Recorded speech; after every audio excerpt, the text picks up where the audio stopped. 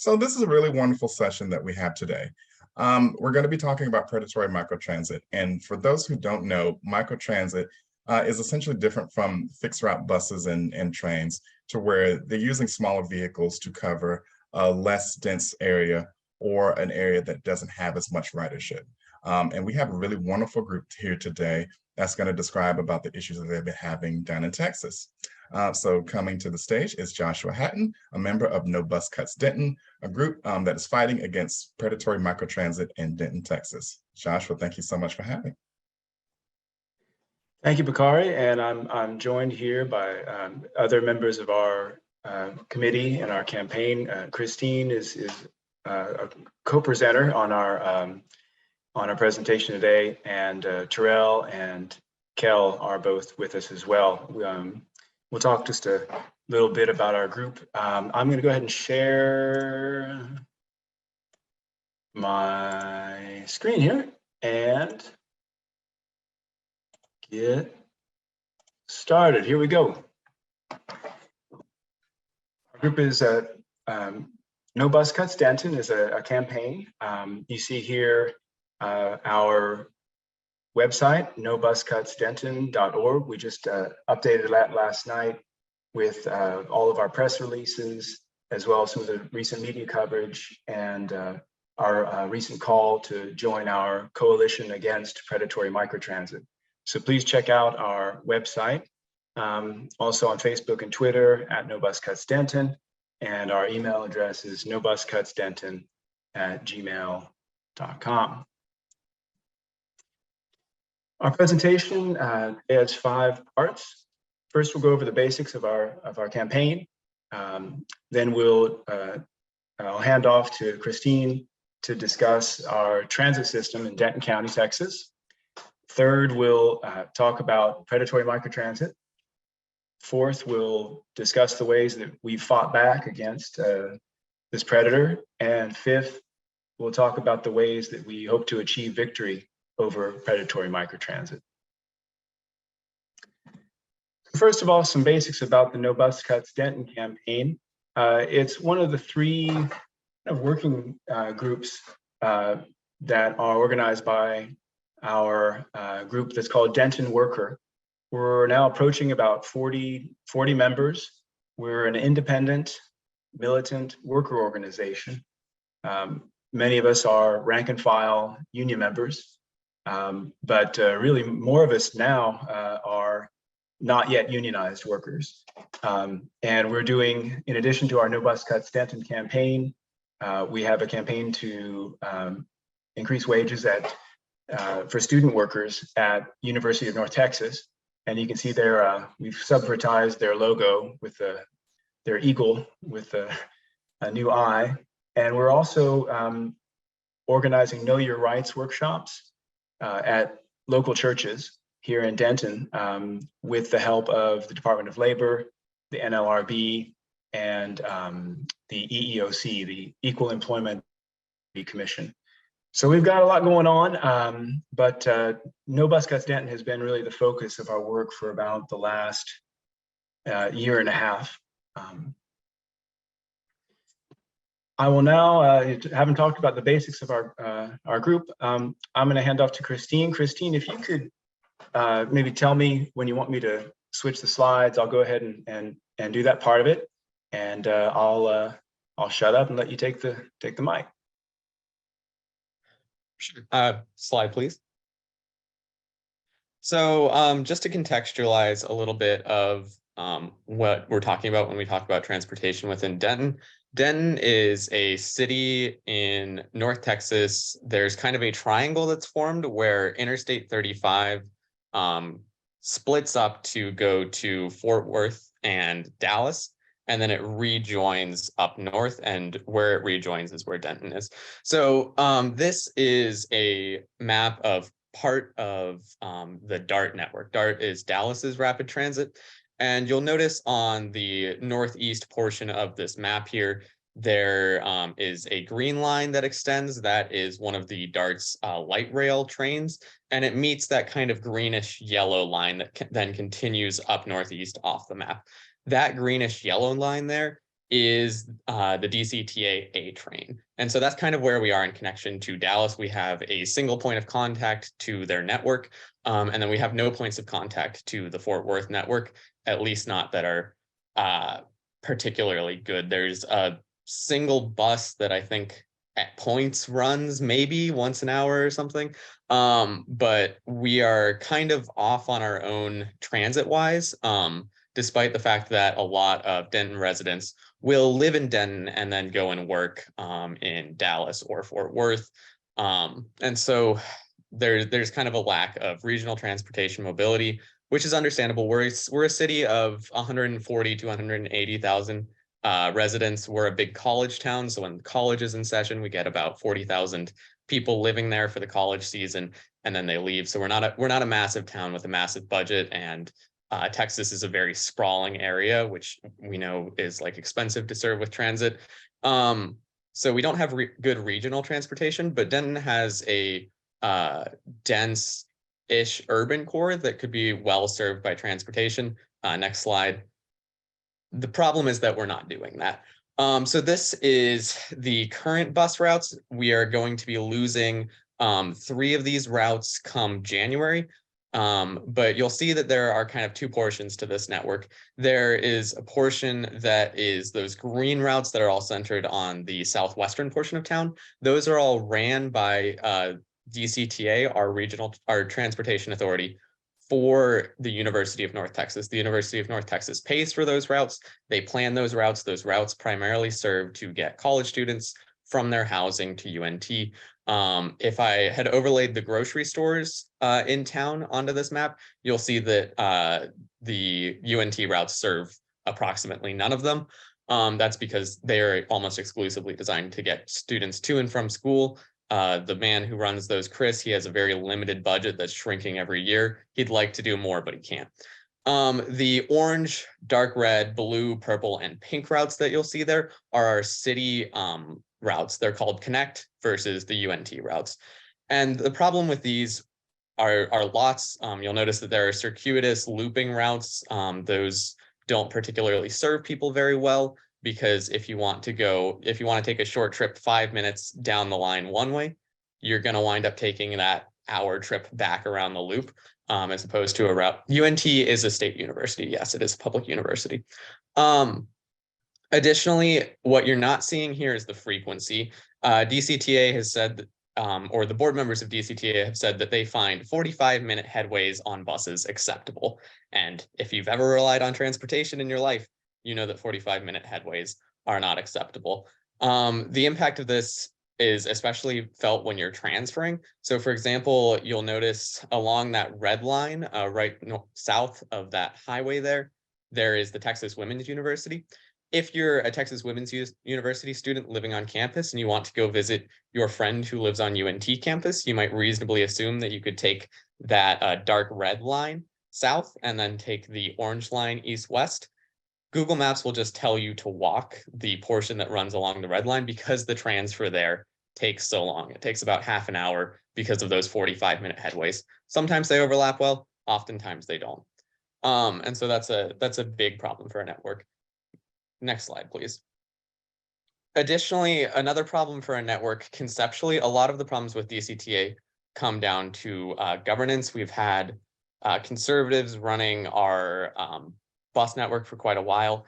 And additionally, the structure of our transportation board, it's made up of 5 members, only one of whom represents this area that you're seeing here. One member represents Louisville, which is much more suburban than Denton. Another represents Highland Village, which is a very tiny suburb. And then 2 represent the county, which is also very suburban. And so there is an area in the DCTA network that has the capacity to be very well served by public transportation, and we get 20% of the vote on the transportation board.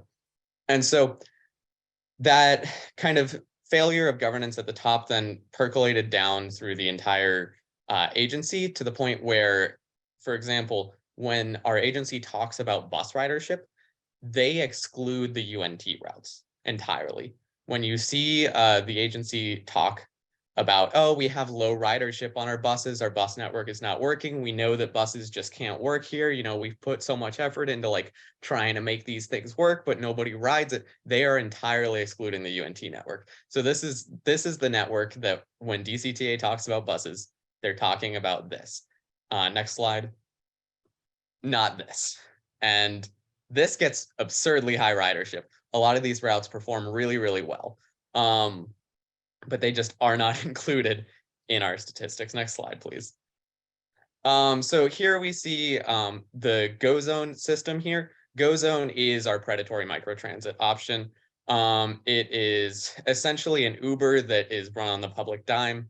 It costs 75 cents to ride, which means that everybody wants to ride it all of the time because it's 75 cents. It takes you from point A to point B. Why would you not want to use it? Well, the answer to that is that you're going to wait 30 minutes, 40 minutes for pickup, 50 minutes for pickup, and 20% of the time you're not going to get a ride. Additionally, it costs us more to provide rides via this service. And this is a statistic put together by a local activist because, again, when DCTA releases statistics like these, they are not including our UNT bus routes in these statistics. And so they say, wow, our bus system is so much more expensive to provide rides to people versus GoZone. GoZone looks like a bargain. And they're only including their very poorly planned routes that only run every 45 minutes and don't go where people want to go. They cut destinations from those, doctor's office, grocery stores, and then they say, wow, we tried to optimize the route, but even less people are using it now. And so anyways, GoZone costs way more for the service. Next slide. Next slide, please. I'm trying to. Here we go. Right. So here we see the scale of the problem. This is our total ridership for November 2022. And you can see that UNT routes are absolutely crushing it. They account for the majority of our ridership alone. We have multiple services. UNT routes, our predatory microtransit, our A train, our connect routes, and non-connect fixed routes services. UNT routes alone make up the majority, but they are excluded from statistics. Next slide, please. Right. So here we have the GoZone dashboard. The DCTA board actually put together a fairly well done dashboard for looking at agency statistics. And so this is pulling from that. You'll see that only 41% of GoZones in the past 3 months of GoZone rides have departed on time. 41%. Not even like a soft little weak majority of like maybe 55%, but 41%. The average time to pick up has been 23 minutes for the last 3 months. And that is including the entire day. So during rush hour, you know, getting to work in the morning and getting back from work in the evening, these times are much, much worse. These are very much held down by midday times of a college student going to class at noon or something like that. Over on the bottom left of this, you will see the completed or the request status overview. And so completed 63% of times where people press the button in the app that says, I want a ride, it actually happens.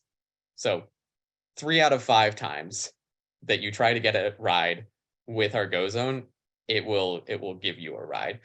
Seat unavailable is 11%. And again, that heavily depends on time of day. I have known multiple people who have almost lost their jobs because they're depending it, or have lost their jobs because they're depending on it for transportation to work in the morning. And they will get a notification that their ride is going to come pick them up in 20 minutes. And then it comes in 40 or 50, or they will just get flat out rejected and they are unable to get to work in the morning. Cancel is 11%. And when we talk about cancellation statistics, a lot of that is people who are told you're going to be picked up in 20 minutes. And then it pushes it back 20 minutes and then 20 minutes and they ultimately cancel. No show, 4%. There are issues with stop locations. In summary, we have a lot of issues with this service. Let me see what I have on the next slide.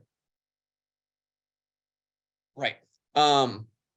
So one of the biggest issues with this service, however, is that it is competing with our bus network. It covers exactly the same area as our bus network. What you'll see in agencies that are using microtransit successfully is that they will say, okay, well, you can use it to get to a bus stop, and then you have to take the rest of your trip by bus. That's not the case here. It essentially is Uber. You can just use it to go anywhere that the service serves. And so the result of this is that we have this little area in our downtown or around our town, where about 32% of our Go Zone rides both start and end in this area. And they are served by existing bus routes. But again, these bus routes only come every 40, 45 minutes. They're unreliable. Our buses don't run late. Some of them cut off at 5 p.m. Most of them cut off at 7 p.m. And some of them don't run on Saturday or Sunday. And so what we're seeing is that we are spending more money for a service where the workers are not paid as well. They don't get benefits. The service is worse. And we could just be putting this money into our buses. So that's kind of a summary of where our network is at.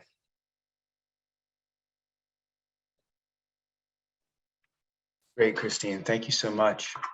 That was our second part of our presentation of 5. And the third part is now we get to the villain in the story, right? Predatory microtransit. Christine's kind of already told you a little bit about the problem we're facing here in Denton. Here's I promise this is the only slide with a lot of words on it like this, but I think we've taken a lot of time to define the phenomenon, and I think it's worth maybe just going through and I can read this with you. Predatory microtransit is the harmful replacement of public fixed route bus service and unionized workers with outsourced corporate on-demand rides in smaller vehicles driven by workers misclassified, we could say, as independent contractors. It is the most destructive form of the privatization of public transportation by ride-hailing companies and unscrupulous government officials. As a result of predatory microtransit, bus drivers and mechanics can lose jobs, and their transit unions lose power.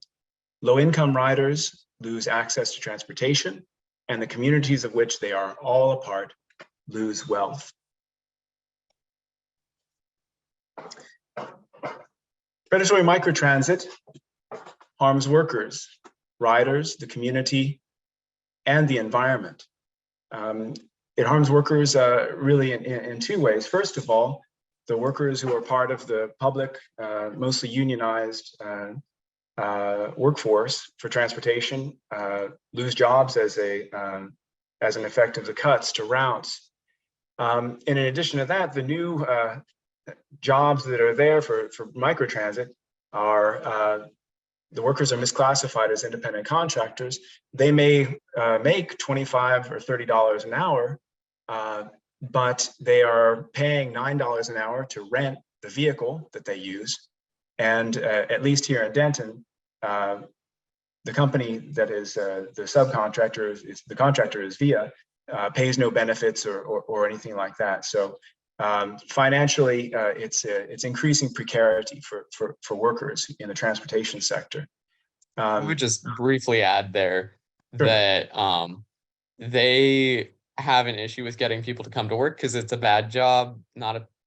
People don't want to show up reliably because why would they? And so the way that they've solved this, and they proudly presented this to the board as an innovative solution for this issue, is that because they're independent contractors, they just fine people if they don't show up to work. Yeah, VIA, they're a charming bunch at VIA. Next, the harm to riders. The way that the service works in Denton, and at least in many places, is that a person to book a ride needs either to make a phone call or to have a smartphone. In many cases, you have to have a smartphone and credit card or debit card in order to be able to book a ride and get into the system. So low-income riders are harmed by predatory microtransit as well. Predatory microtransit harms the community, primarily because of the outsourcing and the use of public funds that no longer go into the pockets of workers here in Denton, for example, in the community. It goes to the owners of Via and other massive ride-hailing companies in New York City and wherever else these multinational corporations are headquartered. So it siphons off wealth out of a community into the pockets of executives and investors in other places. And finally, an area that we just don't have the resources to look into yet is the environmental cost of the difference between, maybe Christine has looked into this more than I have, the environmental cost of having a bunch of minivans zipping around town compared with good and more efficient bus system. And one of our committee members made this great cartoon here. In general, predatory microtransit, you have at one end, it eats up bus routes, good union jobs, and rider access. And out the other end, its waste is precarious gig work, discrimination, and unsafe driving, which we will discuss in a little bit as well.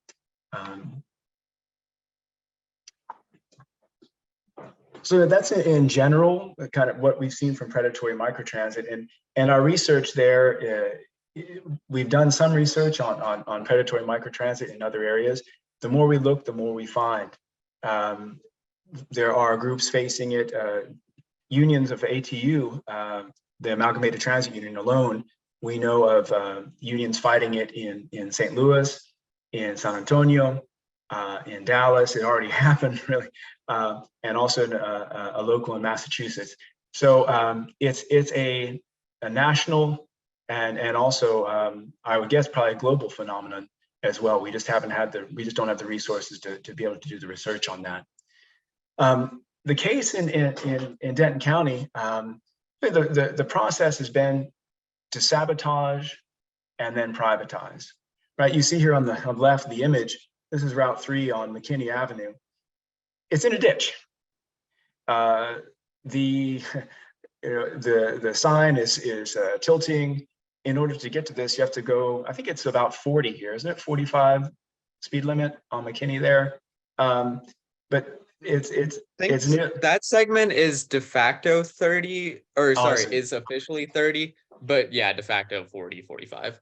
And it's impossible to see in this image, but the particular road this is on is the only east-west corridor in the city for about a mile in either direction, north or south of it. And it does not have sidewalk for most of that stretch. And so we're also this is an area where we are and have built a lot of multifamily recently. So this is an area that could very easily justify the expenditure to put in nicer facilities. We just haven't done it. And the DCTA was created in the early 2000s, and really from our bus drivers who are part of our committee have told us very, very much about the sabotage and the mismanagement. It's been money is wasted. You can see, I think in terms of bus shelters and things like that, there are very few in Denton. It's a crummy system, and it has been for a long time. But then, of course, in true neoliberal fashion, they run down the public agency and then say, well, the private sector can solve all our problems. I'm sure you've heard that before from other examples in other fields. I'm going to give kind of a basic outline, a timeline of the process of predatory microtransit here in Denton County. Really, in 2019 is when the DCTA put out a call for proposals and bids on what they called mobility as a service kind of model of transportation management. One of the groups that got one of the initial funds there was Via. In 2021, in January, the DCTA board awarded a contract to Via for the Go Zone microtransit system, which we've been showing you. After a 6-month period required, I understand, by Title VI and the Civil Rights Act, the DCTA board, after this period of input, they called it, they signed a contract with VIA for around $34 million for a 3-year contract. Since the beginning, the aim for DCTA, its chair, Chris Watts, a former mayor of Denton, was to replace the bus system, the fixed route bus system. Initially, the plan was to cut all, but there were 8 routes in the start of this in 2021. The plan was to cut 6 immediately, and then another 2 potentially after another kind of 90-day period. But their aim from the beginning has been cut the fixed route system, replace with microtransit. After the contract was signed, in fact, at the same meeting where the contract was agreed to by the board, DCTA executives number 2, 3, and 4 resigned. Executive 2 went to work for, guess who? VIA, the contractor with whom she had spent the last 6 months, maybe a year and a half, negotiating the final details of the $34 million contract. Executive number 3 went to work for another DCTA contractor. In September of 2021, Go Zone begins, initially with what they called sort of an initial, I can't remember the term, like a price break or something like this, an offer. It would be 4 free rides. Promotional offer, yeah, I think was the term. Thank you. It was to be 4 free rides and 75 cents per ride thereafter. And that, I think in the beginning, was only intended to be something like a 3 or 6 month promotion. But as Christine has told you, it continues. In December of 2021, the board decided to cut 3 routes of the initial 8. One of the 6 routes in Denton was cut, and the only 2 in Louisville were cut. In 2022, in January, one of the moderate representatives on the DCTA board, the county, as Christine told you, Denton County has 2 representatives.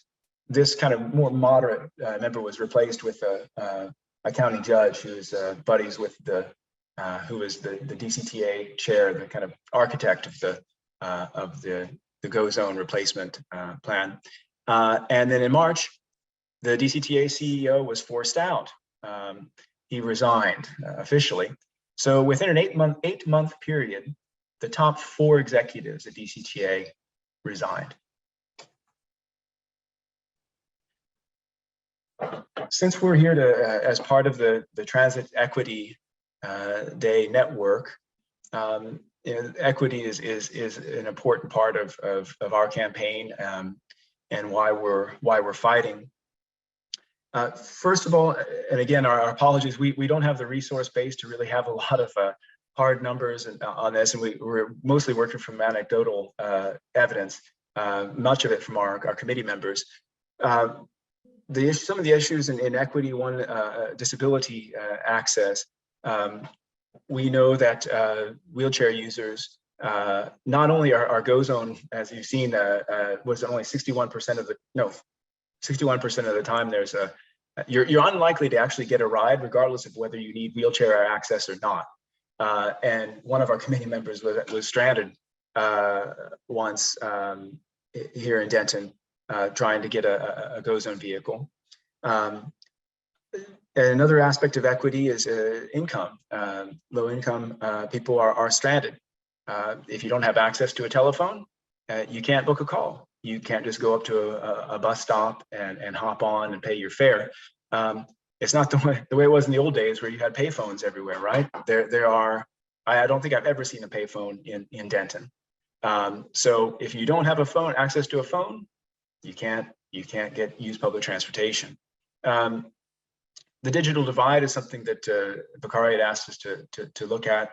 Go Zone, DCTA claim to have phone booking and cash payment, right? So people who don't have a smartphone or minutes data wouldn't be affected, but we haven't tested these claims. And if it's anything like GoZone's performance on any other the things that they're tracking, we expect that we would find also problems here. And finally, as far as race and ethnicity and protected classes go, the example we can give here, we're having not done sort of statistical analysis of where the rides are and these kinds of things yet.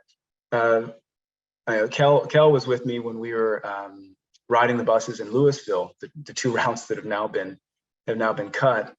I think most of the people I spoke with there either didn't have phones, and they're predominantly African American and Latino communities that were using those routes in Louisville. What the people we spoke with during our flyering sessions on the buses there in Louisville, what they're doing now, I don't know. But I think sort of a disproportionate impact and harm for African American and Latino communities is something that it seems pretty obvious to us here in our activist work. Next, we'll move on to I think it's our fourth section of our presentation about how we fought back against. Just as a time check, we're at 11:40. Thank you. Again, our timeline, we created our campaign in April of 2021. These are some of our successes.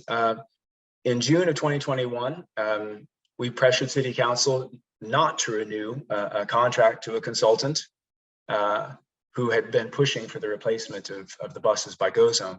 In July, which was the meeting at which the GoZone, the cuts were supposed to happen, we had a mass call in to the board meeting for an hour before the meeting. We held up the meeting for an hour, basically with public comment to prevent the scheduled cuts.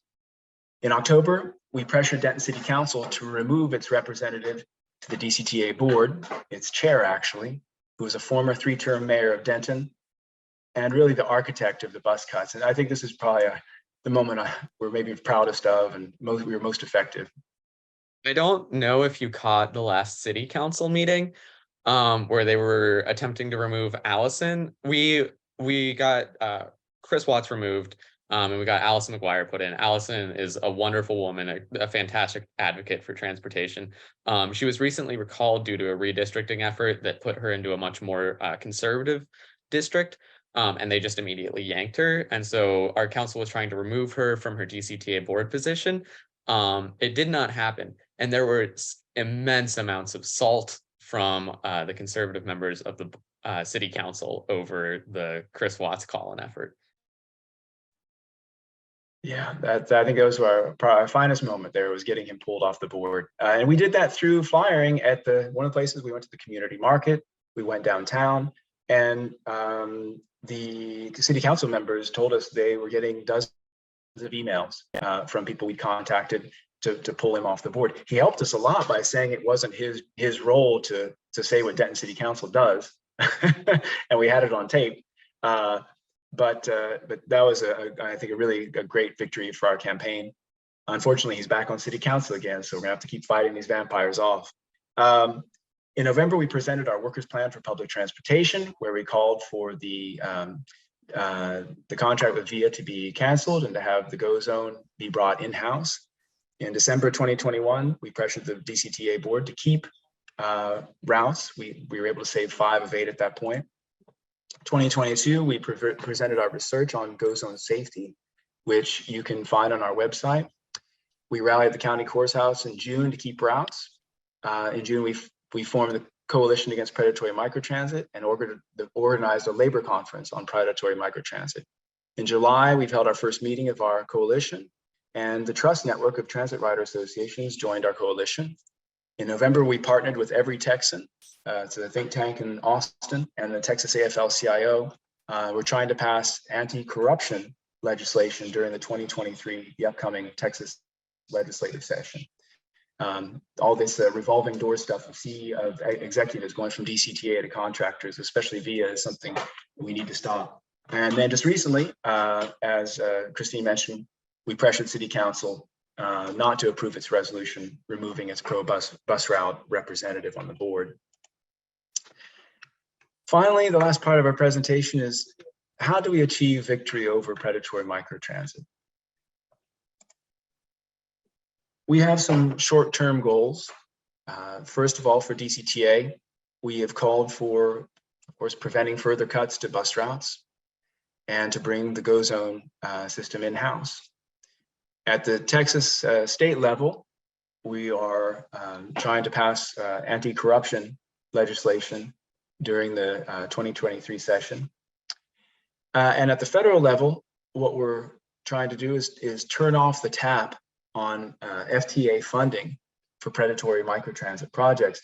Really, the millions of dollars, tens of millions of dollars are poured into predatory microtransit from, it started with the Obama administration in 2016. And we want federal investigations as well by the Justice, Labor, and Transportation departments into labor violations, a 13C violation, and also Title VI violations associated with these projects. And finally, at the federal level, we are trying to hand off the coordination of our coalition against predatory microtransit. We just do not have the resources with our focus on local struggles to be able to be the coordinator of this group. And I see down below, it's kind of blocked by my thingy here, but I see we've got the makings of a media campaign all ready to go. Our website has our proposal for the formation of the coalition against predatory microtransit, and we've got some media materials all set up. Right, we've got our lovely Van Shark that could be adapted however people might need to. And in addition, we've got some more subvertisement here, which we enjoy. VIA, of course, is the biggest player in all this, the multinational corporation VIA. And we like this because it says, look, VIA go into these places and they call it Go Zone, or they call it Go Link, or they call it this or that. It's VIA. It's a contract, it's outsourcing.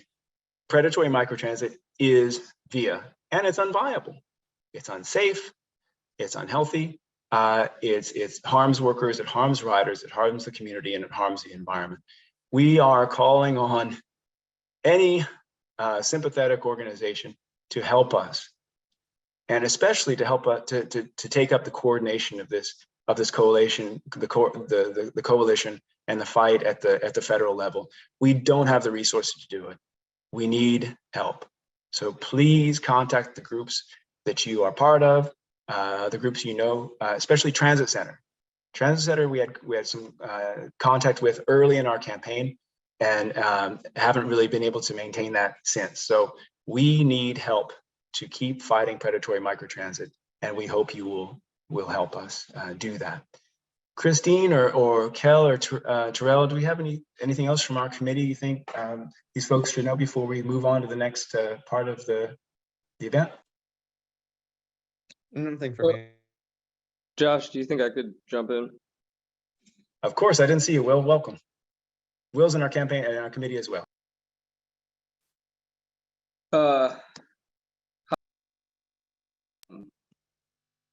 My name's Will Hale. I'm a No Bus Cuts activist, Teamster, labor troublemaker in general. The only thing that I think wasn't mentioned was the only time we've seen predatory microtransit stopped, because we haven't stopped it, obviously, we're still fighting.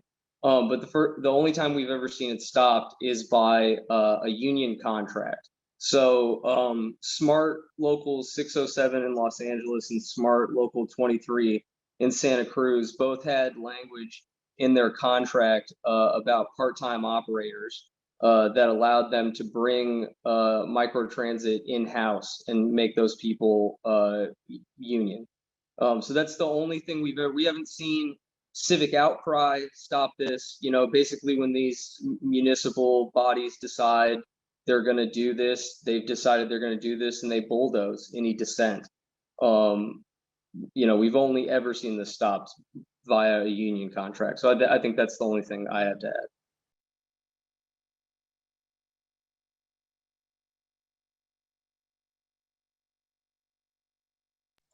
All right, Bakari, that's it from us. I think we'd be happy to take questions or hear y'all's comments and learn from you as well. Hopefully we've been able to sound the alarm and hopefully help prepare y'all for what might be coming to your town as well. That you did. Thank you so much. And just another point to add on to that, I used to work in Dallas for DART. So I know too well about what they were trying to do. And I think it also speaks to the climate in Texas as far as how they feel towards transit, because I piloted something similar called GoPool, which was, it was more of an in-house form of microtransit. But when I heard about this, and especially also with what happened in Arlington years ago, which is a suburb south of Denton County, they completely erased their entire transit system in place of VIA. And to kind of put into context everything that they lost access to, they forfeited the transit system to service landmarks like University of Texas at Arlington, Six Flags Over Texas, Globe Life Field, AT&T Stadium. A lot of huge trip attractors and trip generators were lost. So this is not just a Denton County thing, but this has just been happening all over Texas. So yeah, it's good that you all have been, you had your hand on the pulse, and also getting to the people with this, and especially with it being really union based. Like you said, half of your members are rank and file. So I think it sends also another clear message of bringing this back to union membership. I do want to send it to a couple of questions, and I'll start with the questions that we had in the chat. The first question is from Marie. Josh or Christy Terrell, have you been able to get news coverage of this? So great you're tracking and calling it out. This is really a model. Yeah, our website, nobuscutsdenton.org, has we've got links to the news coverage. So we've had some success, but the local press especially has ignored us, or they've taken our stuff from our press releases and not mentioned us as even part of the political discussion. So there's locally really no. But we've had some success with other agencies. Labor Notes, there's a nice piece on our campaign in Labor Notes, which y'all may be familiar with. But we've tried a lot, and we're ignored.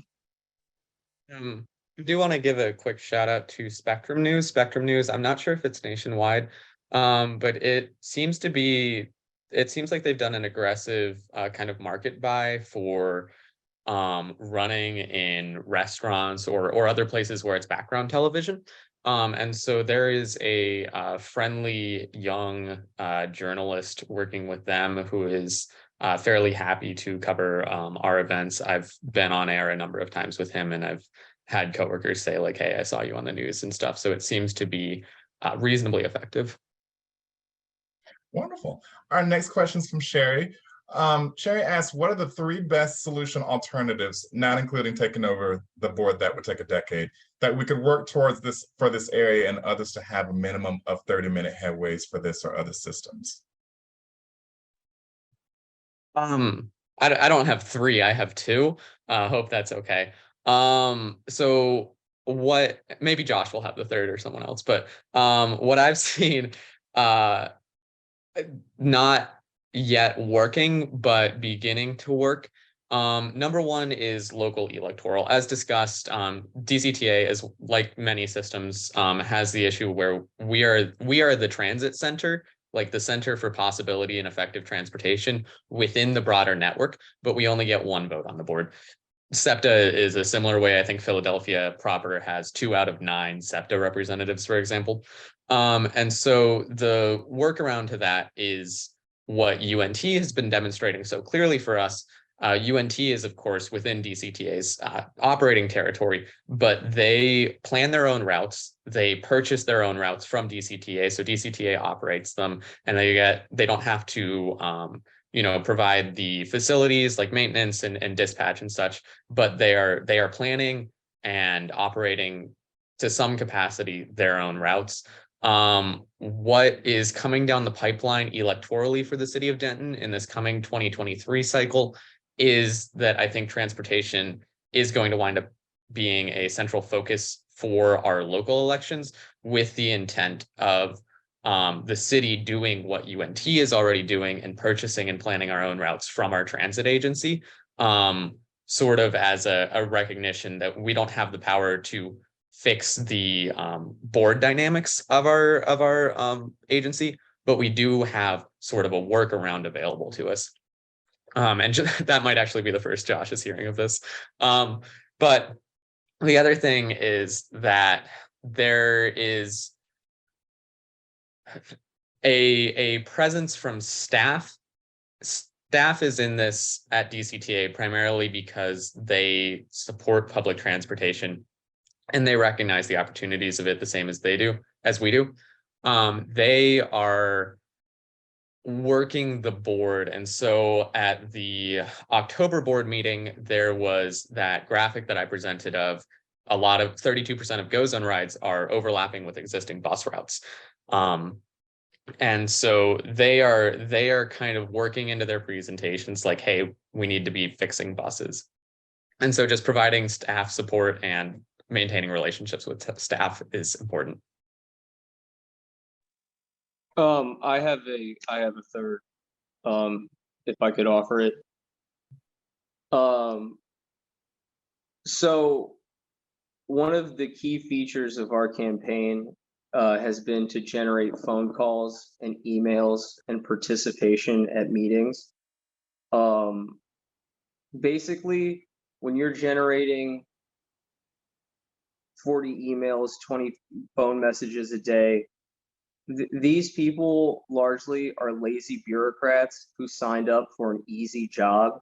And so your job as an activist is to rob them of their peace until they do the right thing.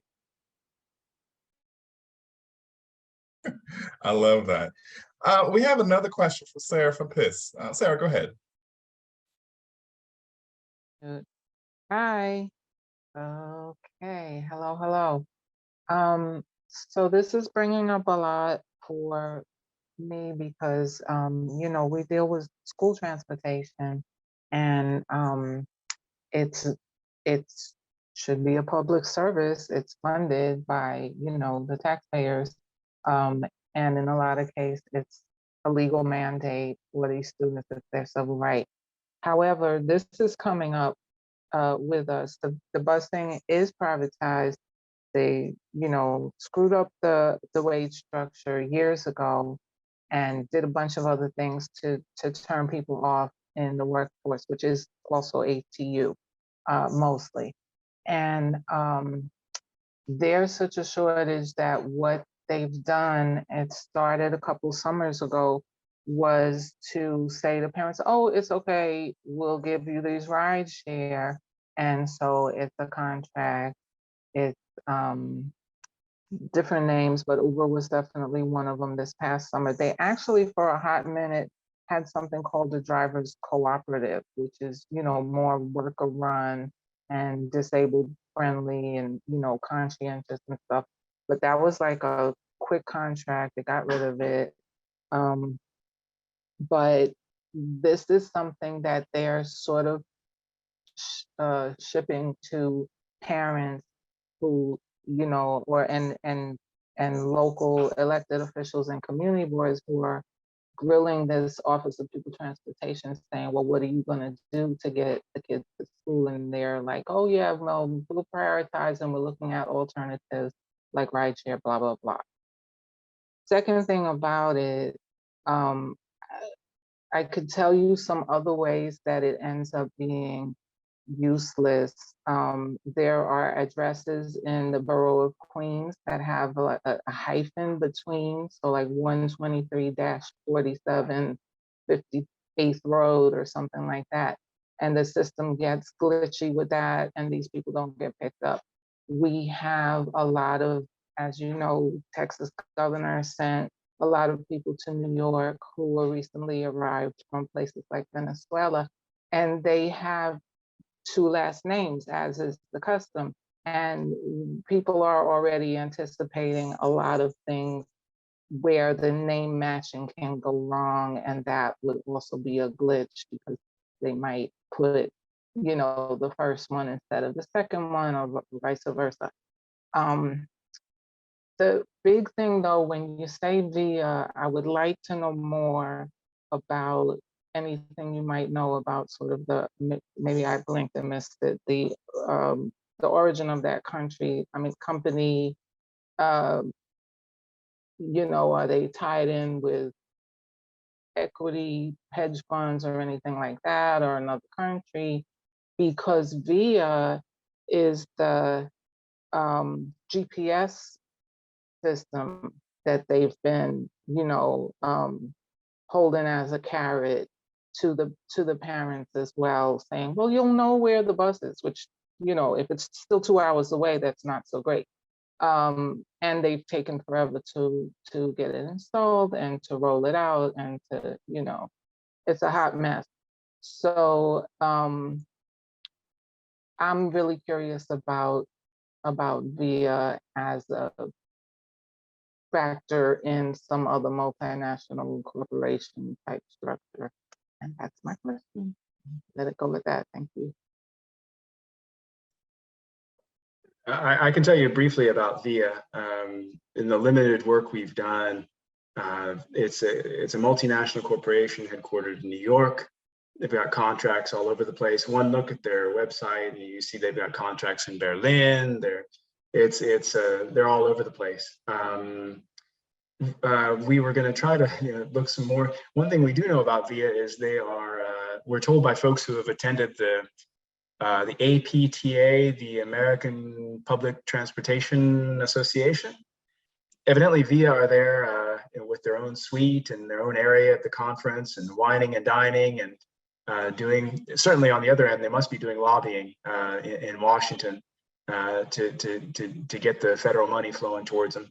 So yeah, we don't know a lot about them, but more should be made public. That's for sure. Does anyone in our committee have anything to say about VIA, or maybe the other issues that Sarah was discussing?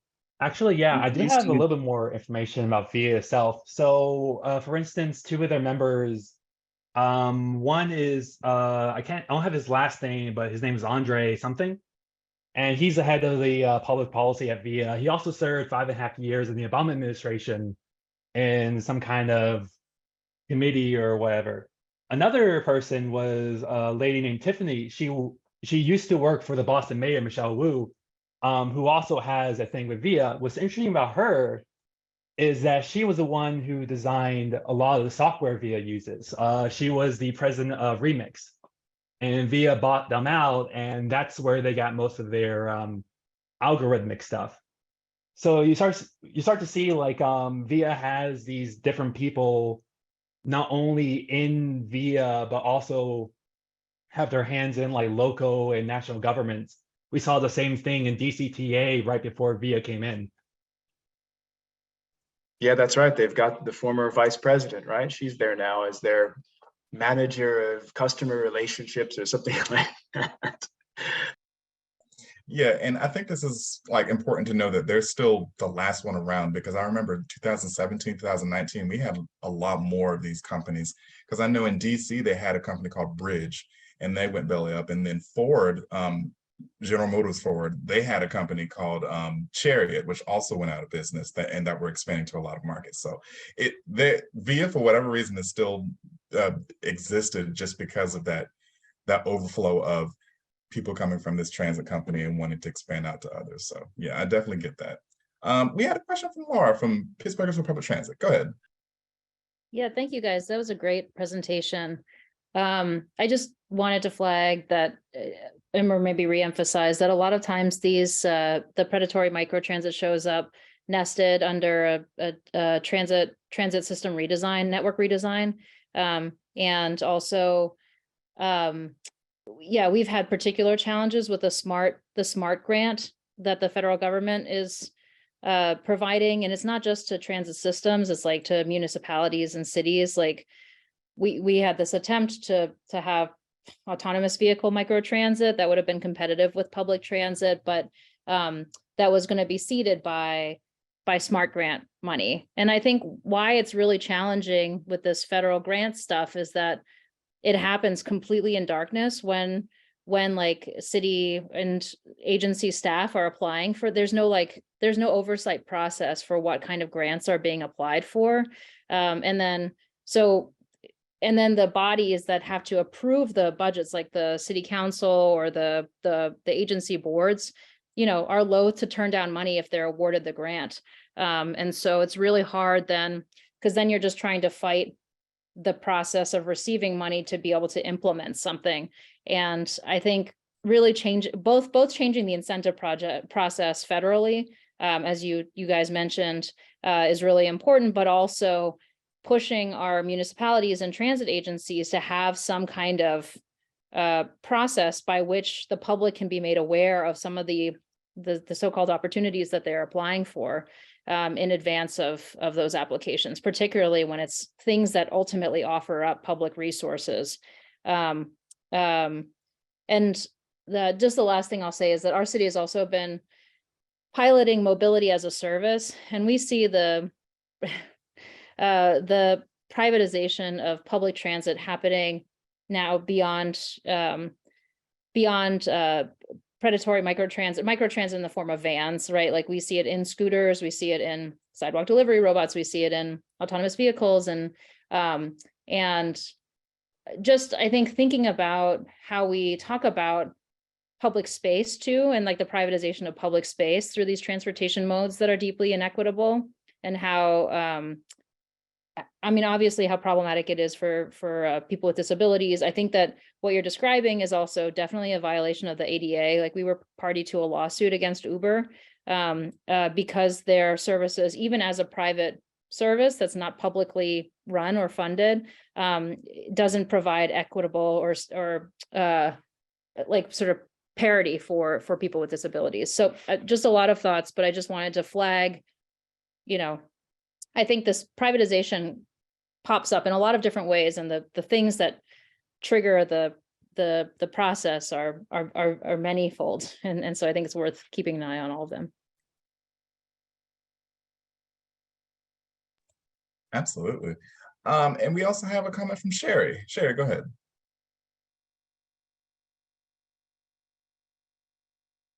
Okay, let me find, okay, I had to find the right button. This is some very, very insightful information. And the good news is we need to know where we are, and it's not a good place.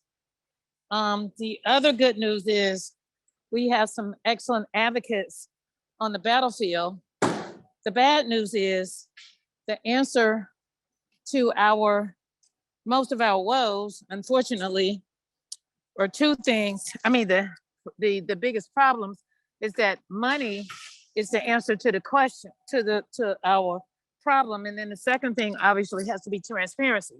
So I have a couple of questions, and let me get this dinging to stop. And then I'll start with Bakari. Who runs that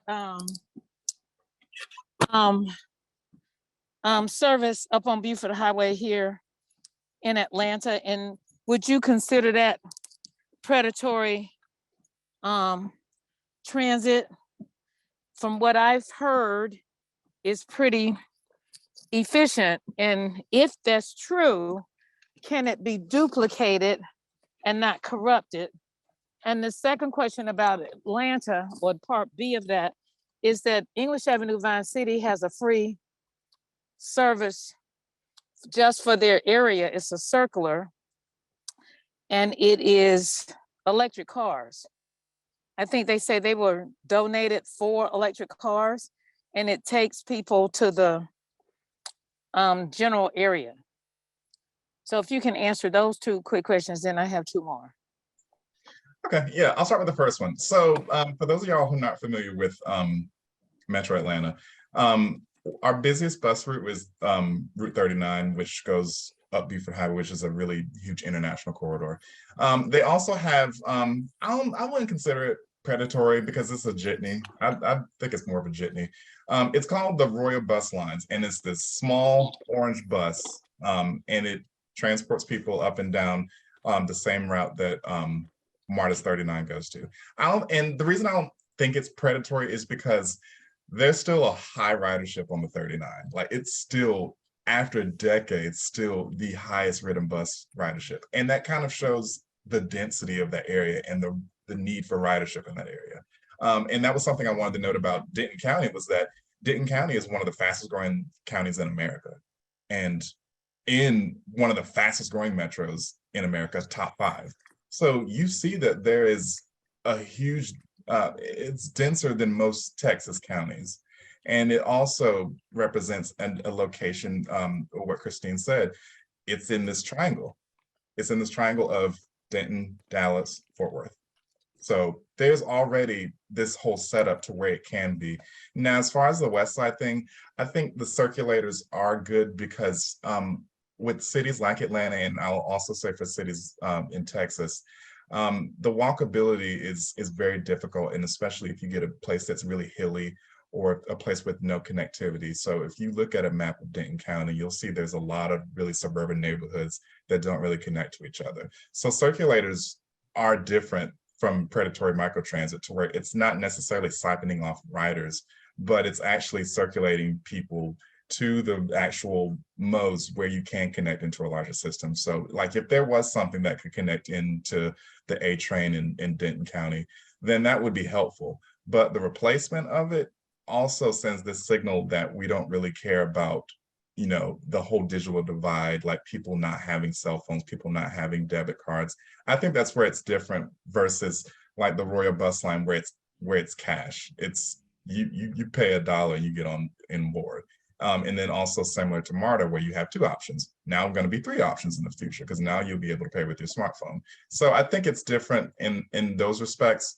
But also to what Sarah was mentioning earlier, you don't want that to be the only option. You don't want that to be the only option because they can't afford to get any other option, because VIA, who is given like thousands of dollars to whatever campaign, could just schmooze their way in and say, yes, we can get this contract because we paid you. You really have to look at the scenarios with it. And I wish I could have gotten Philly Transit Riders Union on here, because they were also experiencing that in Philly, as far as Northeast Philly. But now their solution to that is opening up a system that hasn't been talked about for a long time, and that was the Roosevelt Boulevard subway. That literally will provide that fixed routes service that will get people rapidly into Center City and other areas of Philadelphia. So I don't think it necessarily is. Now, what we need to watch about is the MARTA Reach service. Now, that is something that you need to worry about, because it's in-house with MARTA. But if they ever did decide to contract out to VIA, then that's where the problem arises, because what they're doing now is they're exploring all these areas where you don't have fixed route service and wondering how can we cheapen this deal but still provide service to them. So I think that's where the concern is that you don't want to cheapen out trying to have a mobility solution. Okay, so what is California doing that we could learn from? I heard about the 75-cent bus that they have. I know in downtown LA, because I've written it, they have a circular that is $1. So I'm wondering if that's supplemented. But I also, when I was in LA, I saw that obviously they have like 5 different systems, and some kind of way they work. But in downtown LA, you know, they're picking up all of these people, taking them to all these different places, because there are different needs for different systems. So how do we come up with some type of model that is somewhat accountable while we try to get the right elected officials in place? And along with that question is, who is it, if anyone, in the state legislature in Texas, if not in the Triangle area, who really is pro-transit or not? Or is there any congressman or congresswoman in Texas that can help with this situation? Because Memphis has something similar where, you know, they really need.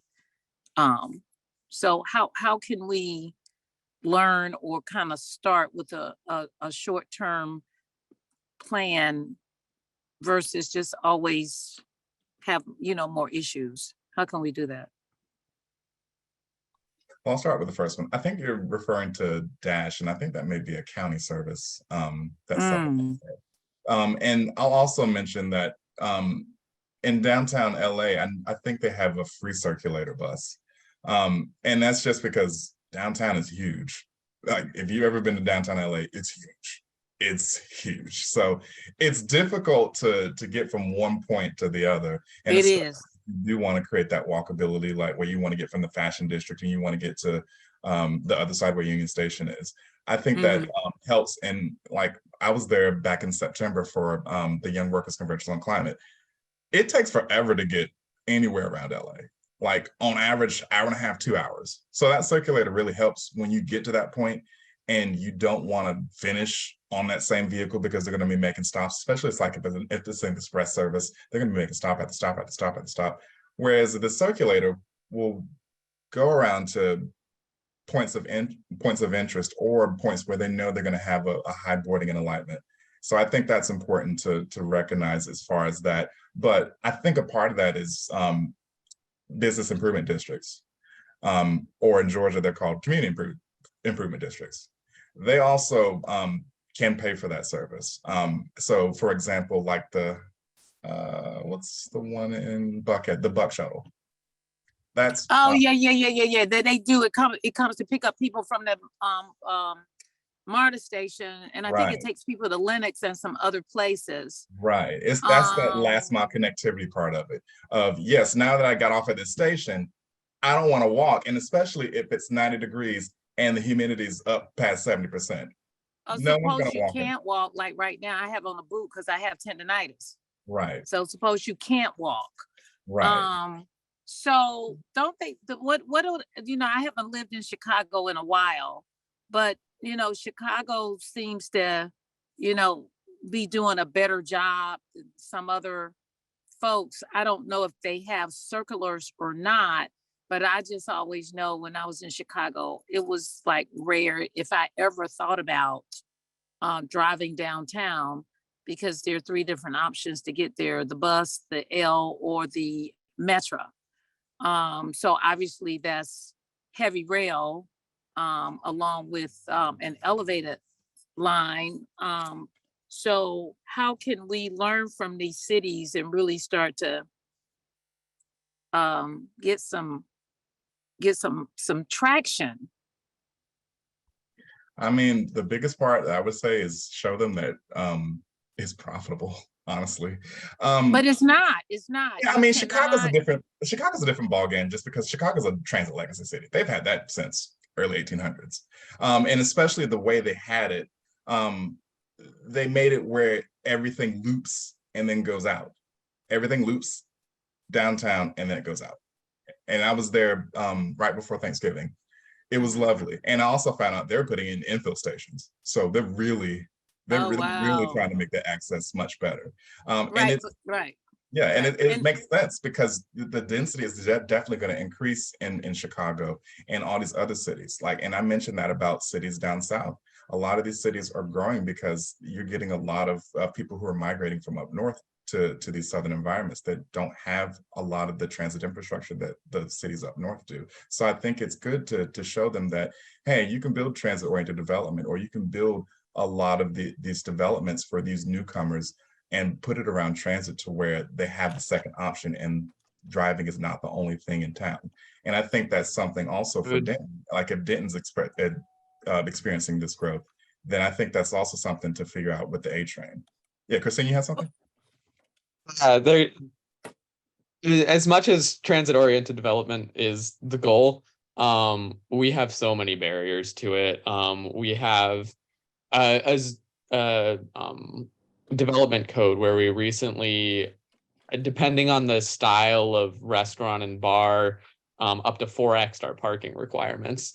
We have parking minimums all across the city, except our downtown, like our small little downtown district, which is of course the part of Denton that everybody loves, and everybody's like, wow, I wish there were more of this. But then we legally forbid it in so many ways. Our impact fees are, the city pays 75% of impact fees, and we under evaluate for the impact cost of suburban sprawl and all of these interlocking issues. And that's kind of, I think, one area that we need to be working on, is this cooperative understanding across different government agencies. We have a central Council of Governments, we have DCTA, we have our independent school district, and I think there needs to be more cooperation and understanding on why development happens in the way that it does. How are we incentivizing urban sprawl, and how do we change those things, and what are the benefits of doing so? Absolutely. Well, thank you so much for No Bus Cuts Denton. Y'all had an amazing presentation. Thank you so much for spreading this information. And we definitely will tweet out this video as well as with everything else you're doing. But we wish you all the best, and we thank you. And please come back again. We'd love to have you back. But did they answer the question about whether or not they have any state legislators or congressmen that are actually pro-transit that could help? I could speak to that, Sherry. We're looking for them. Okay. We've got allies in Austin who are helping us try to put together legislation against corruption at DCTA, and we're hoping that they're going to be able to find some folks who can help us, because at least the local representatives are not. I think they know about us, but haven't done anything to help. So that's where we are with that. The way we approach things here is, we know it's a fight on the ground, and we're not going to. That's how we'll win. We'll win with grassroots organizing and pressure from below, so that we're not going to them and asking them for favors. They're coming to us and asking us what we want them to do. So that's our philosophy, and I think we're going to keep on with it. Well, thank you for your hard work. So, we just have to keep brainstorming, shy of, cutting people's brain open, putting in good sense, or just removing them like you did with the young lady with Allison, where you were able to keep her on the board. Kudos to you for that. I'm sure that was difficult, but it's a game changer. So keep up the good work. Absolutely. I would say that one thing to understand about Texas transportation is that TxDOT is one of the more powerful dots in the country, and they are historically rabidly anti-transit. There has been a lot of pressure on them. Farm and City is a statewide organization that's done excellent work on this, to kind of bring them around, and it's happening slowly, and there's a lot of ground to make up, but there is some state level coordination around making the legislature more transit friendly. It's just going to be a very hard battle. But a battle that's what we do. We battle. Absolutely. No Bus Cuts Denton, thank you so much for joining us today.